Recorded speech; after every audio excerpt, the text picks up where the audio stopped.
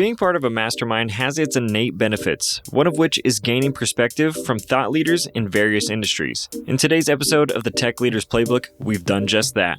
We've put together a mastermind episode taking a handful of the best insights shared over the past 9 episodes. From leadership strategies from an assistant MBA coach to prediction on AI's development from the CTO of OpenTable, this episode is jam-packed with valuable information you'll be able to apply immediately. Let's dive in. There is no way that you can spend 1/3 of your life, 1/3 of your day, and if you remove sleep, half of your day in a job if you're miserable. So to me, if that's how you think, it means you're not doing something you love. Once you find something you love doing, you actually enjoy doing it, then you got to stop thinking about what is the least I can do. What's the most I can make while I do the least amount of hours, because this is hell. This is not life. That's life outside of work. And again, I think it's a sad way to live. Forget the money, forget the success. For me, I'm here 8-9 hours a day. And I have a great life, by the way. I have a wife, I have kids, I have a beautiful home, we travel, I have a dog. I have brothers and parents, and I have such a great life, friends. But I don't look at work as this terrible, miserable thing that I have to drain all of my energy and try to cheat my employers, right? When I did work, for me, it was let me go and do my best and win. While I'm here, might as well learn and do. And that's the secret, and it's not some shortcut. I didn't come from money. I didn't come from Stanford graduates or Harvard alums and things like that. I just worked hard, and it wasn't as crazy as it sounds. I just went to work and I worked. When I went to work, it was for the sake of working. That's why I can pretend that I'm working so that I can get away not working. To me, it's like a waste of time, You're here, might as well work. Yeah. It always cracked me up. It's like white-collar criminals. They're so brilliant. If they had just actually done the work, they would have still succeeded. It's the same thing with people that come to work and not to work. It cracks me up. I'm like, you still got to physically be there, Yeah. And so that's a big topic for me. When young people ask me, what did it take? And they don't want to hear the truth, which is work. Hard work. It took work. Yeah, a lot of hard work. And again, it wasn't that hard. I went to work to do work. I felt like I was getting a paycheck.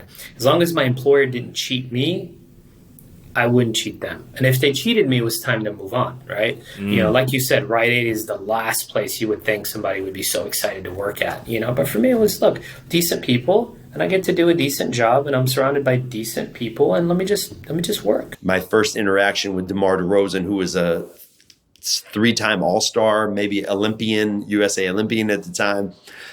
We were both in Los Angeles. It was in the summertime, and I called him and asked him if we could meet. And I went to Toronto on a 1-year contract, which is kind of unheard of. It's a very small contract, so I didn't know what was going to happen after that season. DeMar DeRozan was in the last year of his player contract with the Raptors. So we were both kind of, we were there going to be basically for 8 months possibly, right? And I met with him and I said to him over lunch, we don't have a lot of time to gain trust in each other right now, but we have to just open up and we have to be able to trust each other. I'm going to listen to you. I'll trust you. You're going to have to listen to me and trust me. And believe me, I want what's best for you. And, we built a relationship off of that first day that I think really, really it stands until today. He's still one of my best friends. And, we still talk on the phone weekly about the NBA and things. But I think that honesty when you're leading people is the best way. At least for me, it is. And, Kevin Durant, unbelievable player, maybe the best player in the world. There were times where I got on him so hard. I wasn't even coaching him at the time. We were in the NBA All-Star game in Los Angeles, and we were the coaches for the All-Star game, and he was an All-Star, and he was on the team, and it was the last few minutes of the game, and he was guarding James Harden, who was on the other team. We were team LeBron, I believe, right? For those no of you who East know West, the All-Star, right? Yeah, no more East West. We were Team LeBron. It was LeBron and Anthony Davis and Durant and Westbrook. We had a great team, and it was the last couple of minutes of the game, and the game got really competitive, and Kevin Durant was guarding James Harden, and he let him go left twice to the rim for a layup, and we called a timeout. And I felt like I was still coaching Oklahoma City, and I had Kevin Durant in front of me, and I started getting on him in an all-star game about letting James Harden get to his left hand. And I'm yelling at Kevin, what are you thinking? You got to cut off his left hand, send him back right. You got plenty of help. AD is sitting in the middle of the paint, and he's like, my fault, Rex, my fault. Like, I'll clean it up. And one of the players after the timeout said to me, you can't talk to Kevin like that. And I said, you know what? We can. I said, I have such a relationship with him that he knows my delivery is all about respect and love and admiration and getting it right.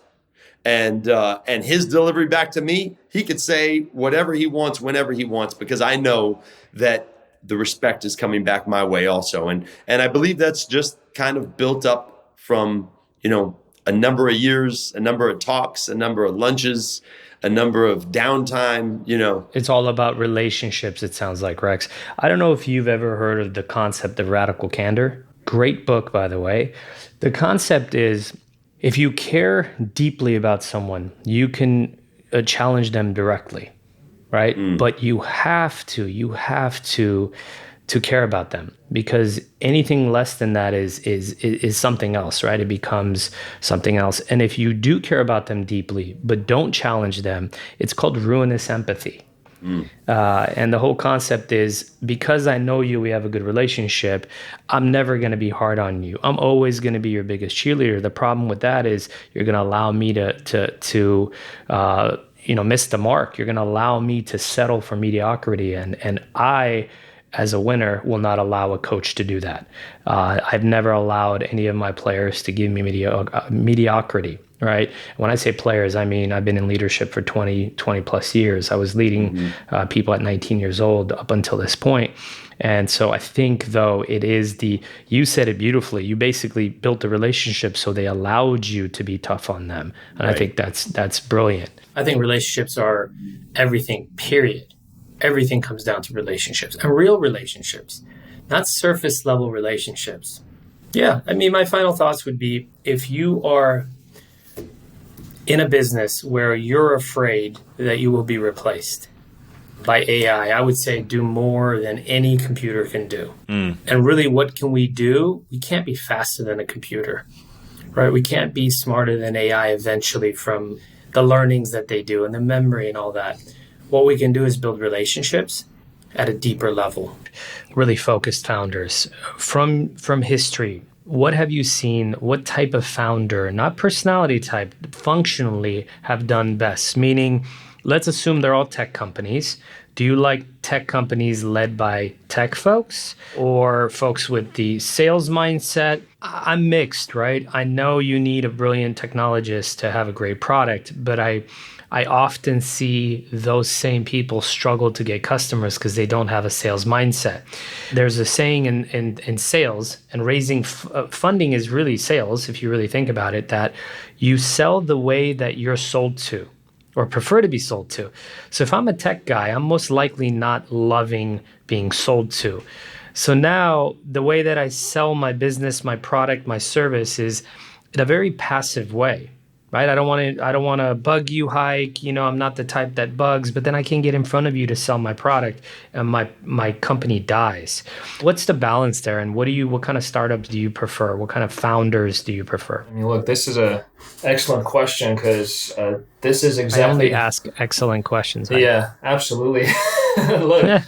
Just kidding. And it's hard. You got to have both, right? If you see someone who's brilliant in tech, not so good in business development, and you got to add a business development person to the team. And that's why, you see co-founders, 2, 3, 4 people. And this is probably key to success. One of the keys initially when you put together the team, how you allocate the roles between those different, founders in a company, and how you incentivize them to work hard towards this common goal. And look, if you meet someone who's a brilliant scientist, a visionary, and a brilliant entrepreneur, you're good. That's it. If nothing crazy happens in their life, if they continue consistently to work, they gather the right people around them in terms of investments, investors, advisors, and employees, the chances are really high they will succeed. But if it's a really good tech person, you're going to have a business development guy. You have to have the visionary. So all these things are necessary for a startup to succeed. It's very rare when one person possesses all these qualities, but if they do, then, it's a completely different story. Seeing firsthand, when you terminate employees that are not performing or are not happy, it's actually pretty obvious to the rest of the organization. So there's not a ton of anxiety because people know, look, I'm a performer. That person was not. Yeah. I worked my butt off. I know for a fact that person did not work at all. Usually the feedback you hear is, Nicholas, what took you so long? Well, what do you mean? Why didn't you let that person go months ago? They haven't been working for months. They've been actively sabotaging projects and talking about the company, and that's it. Those aren't as painful for company morale. However, like you said, if you just lay off hundreds of people or whatever percentage it is, right? So in my company, it might just be a few. If it's a layoff. At a bigger company, it might be hundreds, tens, whatever, thousands at bigger companies. But what it does create is that anxiety you talked about. So all of a sudden, I'm not sure if my company's stable because they're laying people off. Why? Am I next, like you said? So what it does, it just creates more turnover, and it creates the turnover you don't want, right? So yes, you think as a company you've laid off your bottom 8% or 5%, 10%, whatever it is. But really, the others are taking note of, one, how you treated them, two, that they might be next, and they start looking for jobs. So you do end up losing some of your A and B players along the way as you're trying to trim the fat to try and get rid of your lowest performers. So short term, right off the bat, you are going to lose some great people. You're going to lose some of their motivation. You're going to lose their engagement. Now, all of a sudden, the vision you had and a lot of things you might have promised along the way as marketing collateral to attract more people was BS, right? So it's a contradiction. And so long term, you lose that trust, that transparency. A lot of times these companies are unable to, and I can't blame them because of all the lawsuits, they're unable to be fully transparent of why things went down. And so it does create anxiety because if I don't know what you're saying is the truth and I don't trust you, then I've lost some of that trust for you. And that's very difficult to gain. So a lot of times people just go and start over somewhere else, right? As far as recruiting goes, let's talk about when this thing turns around. Do you think people are going to be as excited to work at Facebook, Microsoft, Google? No, because they saw how quickly they got rid of 8% of their staff, tens of thousands of people who had, this isn't a joke for them, right? These people make an income to feed their kids, and they've built a lifestyle based on those ridiculous compensation packages that these companies offer to handcuff you. So all of a sudden, these people are out of work. And you might think, wow, they make hundreds of thousands of dollars. I don't want to hear it, right? Well, yeah, and now those are the expectations they have from the next employer. So you've actually set them up to fail in a bigger way because now they're going to take half the income potentially at a new company who may have to have them work harder for less money. So do you think they're going to be motivated? You think they're going to be excited? Do you think they're going to give it their all? Probably not. So now we're potentially creating a circle of them not working as hard and potentially getting laid off again, right? So recruiting great people will be much more challenging for these companies long term. And loyalty is not a thing anymore on either side. True. So as soon as they get a little more money from another fan company, they're gone, right? And frankly, to me, my word is my bond. So if I tell my employees there will be no layoffs, there's no layoffs, period. That doesn't mean people won't be terminated, right? Some people just don't belong in the business, don't belong in that company, don't like it, or miserable. You have to help them move on. But just a straight layoff, I don't think is a great idea. Unless you've completely given up on a product or a department, then you've got to make those decisions.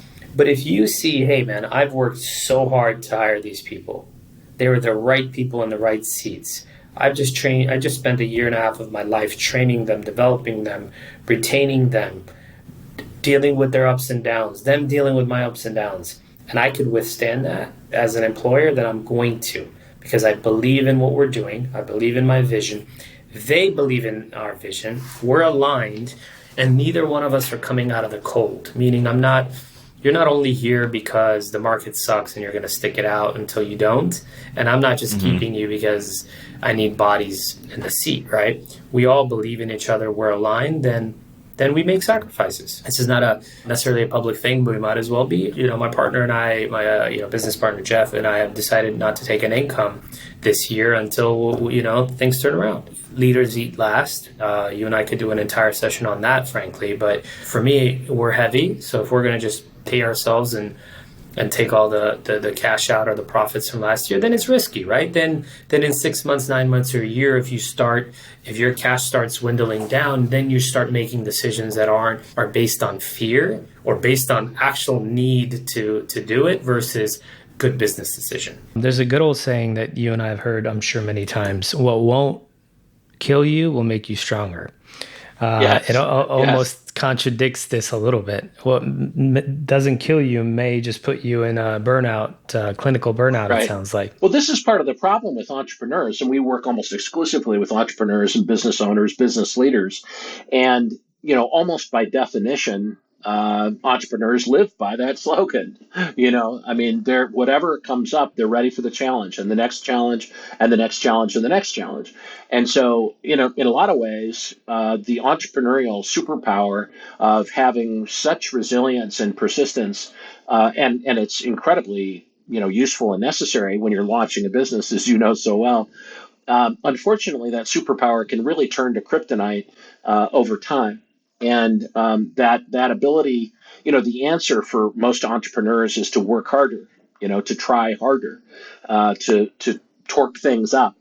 As I like to say, we work harder or we worry more. And those are the two knobs that most entrepreneurs have. And it can be very, very useful in launching businesses and so forth. But unfortunately, it does turn to kryptonite for a lot of people at some point. As an entrepreneur myself, and I have a lot of entrepreneur friends, as you can guess. And if they're not entrepreneurs, they happen to be CEOs or VPs of very successful companies, and there's a lot of pressure on them. They're family people, and just adds on to it. Plus, I have some really great employees. So how can we teach these folks, C-level executives, entrepreneurs, to develop the self-awareness, to build the resilience in themselves and their teams at the same time, not continue pushing, and realizing, hey, wait a minute, I might have burnout and I need to fix this, or identifying what one of our key people might have, what might look like burnout? Well, a couple of things that can help, I think. One thing that I will send you, if I haven't already, is a link to an online self-assessment, which we have found is a very good way to kind of assess to what extent you're actually experiencing clinical burnout. What we've created is sort of a summarized version of the Maslach burnout inventory, which is the definitive clinically proven, most accurate assessment for burnout. We've created a summarized version of it that will give you a pretty good idea of where you stand on the continuum of urgency, I guess, and the direness of the burnout. So that's number one, and I'll provide that. You can share it in the show notes if you want to. But I think that's really helpful because not only does it help you understand what the symptoms are categorically, but also to assess how much they're affecting you. So that's number one. Number two, in terms of what do you do? I mean, that's the $24 million question, I guess. And the thing that I found in trying desperately to relieve my own burnout is that almost everything that I did intuitively made my burnout worse. So, for example, I'm going to work harder. That's how I'm going to overcome this exhaustion, is I'm going to work harder. I mean, it sounds nuts to say it, but that's kind of what a lot of people do. Or we also, what we tend to do is either try to fix the problem, which is what entrepreneurs are so good at, or we try to avoid the problem. I mean, it's basically fight or flight. And, if you're changing a tire or starting a company, taking action is the right thing to do. But when we're dealing with our thoughts and emotions, unfortunately, our thoughts and emotions don't bend to our will as well as starting a company, or, as I say, changing a tire or splitting the atom. That our minds can get behind. But when it's how do we make disturbing thoughts and emotions go away? And unfortunately, every attempt that we make to make a disturbing thought or emotion go away makes it come back even more strongly. It's kind of like the idea of don't think about pink elephants, don't think about pink elephants, don't think about pink elephants. I'm thinking about pink elephants, Scott. Yeah, that's the problem. It tattoos the thing we want to get rid of. It tattoos it on our brain. For example, I have a lot of entrepreneurs, and it's funny how common this thought is, but there's this sort of thought in the back of their mind is, oh my God, we're going to go broke. That's kind of there's a bankruptcy Paranoia. thought in the back, right? In the back of a lot of entrepreneurs' minds. And it's kind of like the spurs on a cowboy's boots that gets you moving. When you think about going broke, you think, I sure as hell don't want to go broke. And so you work harder, you try harder, you get more creative and so on. But unfortunately, hearing that is sort of like hearing don't think about pink elephants, especially if you're trying to make that thought go away. And what we do is actually drill it into our minds. So unfortunately, a lot of the things that we do it naturally and intuitively to make burnout go away make it worse. And I had to learn this the hard way, that all of the things that I was naturally inclined to do made it worse. So one of the main things that we have to do is to kind of make friends with some of our disturbing thoughts and emotions, and to really begin to accept that they're just thoughts and emotions. And we've developed a system called Burnout Breakthrough that actually takes you through a process of doing that. One of the most counterintuitive things about burnout is how to relieve stress. Since burnout is essentially caused by a long period of unrelieved stress, a lot of us think, well, every 50 weeks I'll take 2 weeks vacation and that ought to do it. Unfortunately, that's not how the mind and body work. What we really, and there's a pile of science that proves this, is that the way to relieve stress is we really have to relieve it all day, every day in real time. And that because the body doesn't allow us to just take on more and more and more and more stress and then let it go on a round of golf, or let it go, on a vacation. So one of the things that we teach in our program is a system of letting go of stress throughout the day by taking very short 10-second vacations multiple times during the day, and to relieve stress in a very deliberate, intentional, conscious way all day long. And oddly, that really is the answer or the beginning of the answer anyway, to recovering from burnout. I think the world will explode if I don't ask CTO about current trends, specifically in AI. So let's get into that. How do you kind of keep up with current trends? And the current trend seems to be AI. AI is clearly changing the world. You and I knew that 10 years ago, right? It's just taking off 10x. We didn't know it exactly in this way. I think it's fair to say. Of course not. At the time, I think you all were a very data-driven culture. And so obviously that bleeds into AI. But tell me a little bit about what you're seeing that's happening and what some of your predictions will be for the next 5 years. The first thing I would say is be really suspicious of anybody out there who's making predictions about where AI is going. Last year, was it in November that ChatGPT was released to the public? It was sometime around that anyway, in the fall of last year. And OpenAI, the company behind ChatGPT, they created it internally. They didn't know what to do with it. They didn't know there was any business there. And they kind of shrugged their shoulders and they were like, well, let's just release it to the public and, whatever, and we'll move on. So, if anybody was able to predict where AI was going, I would point my finger at those guys, right? They were at the forefront of what we're all reacting to now. And they couldn't quite see where this was all going. So, if they can't, I think a lot of the pundits that are out there, they're going to, we're all figuring this out as we go. That said, I think there is only one option for us in the near future, which is we should be leaning into this technology. Just looking at how this is affecting software engineering, my immediate domain, it is the tools that exist today are already clear productivity boosters. Companies that are properly using the ChatGPT and the tools based on those technologies that are already available to engineers, like Copilot and other tools, that is already easily a 20% productivity boost per engineer. And look at tools like Copilot; they cost $20 a month. They're so cheap that we need to be leaning into that. If you're not leaning into that, then you are going to get left behind. I do think it is critical for the philosophers of the world and politicians and others to think about where this stuff is going. The existential threats and the Terminator types of conversations where people talk about a future run by AI is those are important conversations to have. But if we react to what's available today by saying, by introducing restrictions on how we use today's generation of technology for productivity boosts, we will fall behind relative to other countries that do not make those same decisions. This is a huge productivity boost. Everyone is different. They all require a different experience because as humans, we're so dynamic and the things that motivate us are going to differ from one another. And so I think the thing that the winning strategies of a team in sports to translate over to corporations is, number one, understanding what winning looks like in the organization. Number two, understanding who all of your players are as people and professionals.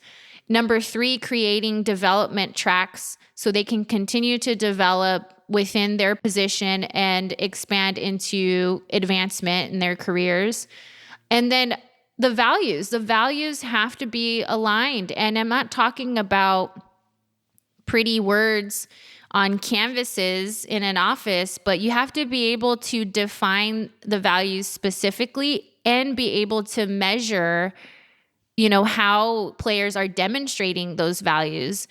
Those to me are the top things that translate easiest from winning, sports teams to organizations. What's your advice to leaders who are running an organization full of winners, like the Bulls had and the Lakers had, which he happened to coach both for a combined, 9 championships? Yeah. Pretty incredible. I think he did 6 with the Bulls, 3 with the Lakers. How do we leaders take that message and without being Zen masters, because we're all going to be who we are, how do we kind of emulate that in our world? I think that you have to be very clear on what the mission is. I know we hear this all the time, but your mission has to be relatable. And so your mission can't be, I want to have the best payroll platform in the United States. Like, nobody cares. What is the purpose of having this payroll platform? Like, you have to keep going and keep pulling that thread through to really get to the bottom of it. And so personally, for Game Day HR's mission, it's not, to increase employee engagement. It's not to be the number one, HR firm in the nation. It's none of those things. It's just creating happier workplaces, period. I think companies need to truly understand what their mission is and keep asking themselves these questions. It's not about being the number one anything. It's why even clothing companies, it's not about being, having the highest quality goods. Why are you doing that? What are the feelings like? What's the sentiment behind what you're trying to accomplish? Because if that is the mission, like to just be the number one, clothing brand in the United States, it's going to be really hard to keep people engaged because that is just not meaningful. Then you hit number one. Interesting. Then what do you do? And so I think you have to tie that mission into what people can find purposeful. It goes back to, what do we want? right? Setting the proper expectations and being honest, man, and giving, because that's the whole point, right? It's about giving. There's a lot of misunderstandings of what sales is. You hear young people being scared of sales because they think sales is taking, right? But I think the true value of true meaning of the word sales, I think, comes from a Greek word, if you look it up, and it means to give. Isn't that funny? Yeah.